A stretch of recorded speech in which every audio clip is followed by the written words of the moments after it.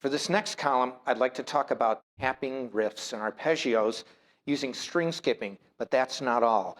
A lot of times I hear performers play arpeggios and they move straight up and straight down an arpeggio. And I thought, well, that's good, but that's really not enough for my own style. So what I did is I tried to mix it up. Instead of going just root, third, fifth,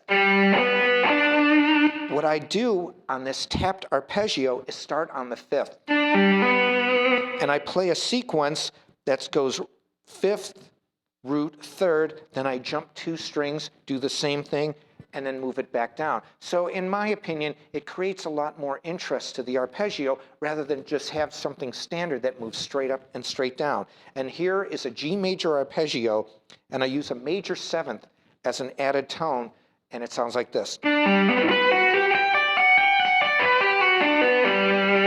So I play it.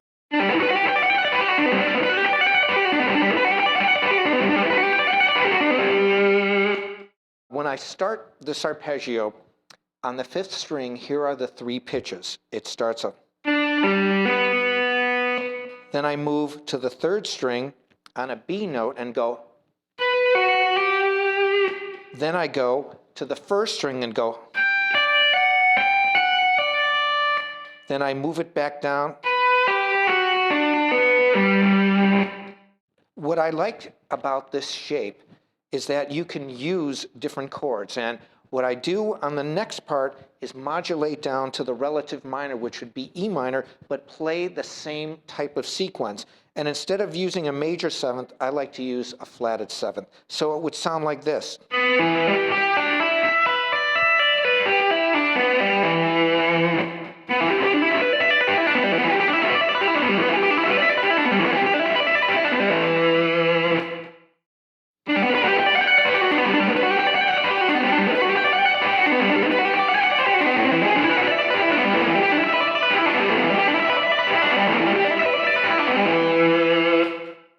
Now the 3rd arpeggio that I want to add to this sequence is a D7 arpeggio.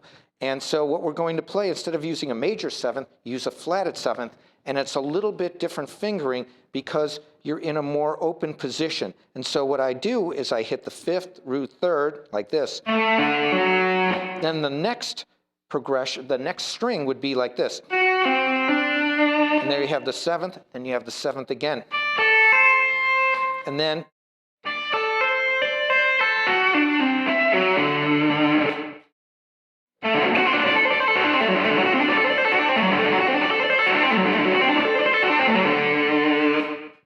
now I'm introducing this D7th chord because it is the dominant chord of the G major scale. So what we're going to play is G major with the added 7th, E minor with a flat 7th, and then a D dominant 7th. So it sounds like this.